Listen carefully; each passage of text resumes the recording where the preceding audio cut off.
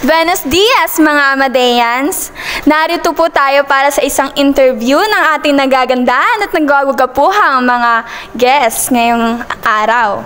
So, andito ang ating guest na nagwagwapuhang si Joel Makalalad at ating naggagandahan namang sila Exie Fuertes at Valerie Ignacio.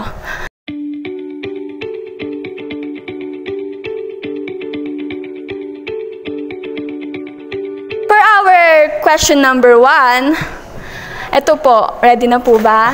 Everybody, like there's nothing clicking.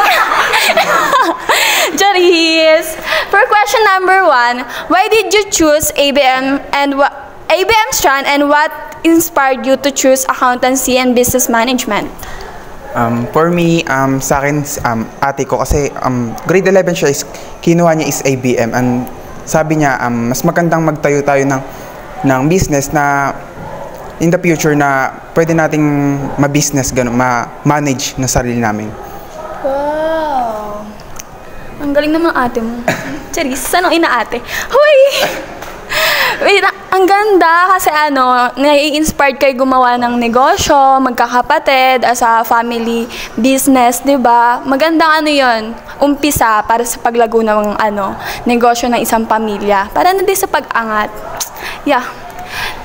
Ang ating nagagandang... Sa akin naman, kaya napili ko yung ABM kasi dahil sa family business namin, kasi gusto kong makatulong sa family ko, sa business namin. Yun din yung nag-inspire sa akin. Wow, that's awesome. Inspired na din, family business din para mag-grow. Siyempre, ganun naman talaga dapat. So, ikaw naman po, Miss Valerie Ignacio. Kinuha ko po yung ABM kasi po, align po siya sa course na kukunin ko, which is tourism. At inspiration ko po yung ate ko kasi yun din yung kinuha niya. Yun din. So, ano bang course ng ate mo? Kinichika. Huy! Tourism. Tourism din. So, magpa-flight attendant din siya. Oh, that's good. Oh, So, ayan, ang ganda ng mga nila. Yung isa, pareha silang Exie and Joel na para sa family business, para mag-grow as a family business nila, and para lumago na din yung mga negosyong papatayuin nila in the future. Tapos, except pa dun yung mga courses na kukunin nila. So, ang ganda kasi may plan sa family and their selves then also. And our question number 2 is, have you ever feel pressured to the point that you ever thought of quitting as an ABM student? Mr. Joel Makalalad, have you ever thought of quitting ABM student?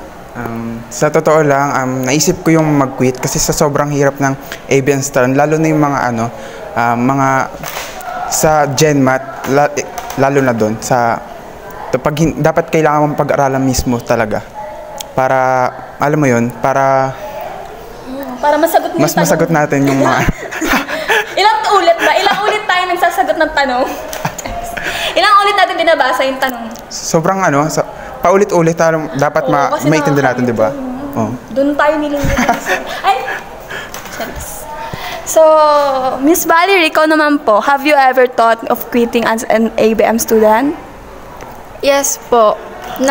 Pumasok po sa isip ko na lumipat ng Strand kasi nga undecided po ako, kaya lang...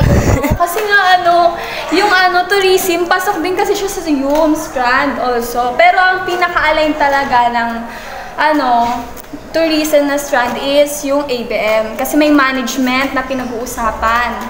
So, yun lang po. Wala nang iba? Huy, gusto ko iba eh. Gusto ko siya. Ay, charis.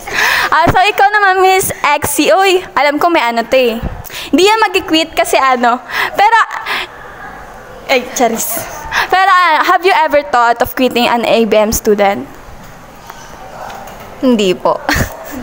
Hindi kasi ito yung gusto ko eh. I mean, iniisip ko kasi yung future na I think dito sa ABM talaga may mararating ako. Kaya, mabilis ang pera. True. Mabilis ang pera. At saka inaano na rin kasi yung ano nila, business, 'di ba? Kanilang family business para mag-grow. So, taray naman ang mga ganun. Ganun, tourism. Yes naman ang mga nagagandaan at nagbagwapuhan nating mga guests ngayong araw. Ang kanilang mga answer from family business also at tourism management na kukuhain nila sa course nila para din lumago din yung maraming pera. Talaga mukhang pera ang mga ABM student. Masarap kasi ang pera, be. Mas masarap pa sa, huy, tama ka na. Lalo na pag may inspiration ka, di ba, Exie? Tama. Di ba? Sino ba? Ikaw din eh. Ay, ikaw din! Oh. May mga inspiration sila.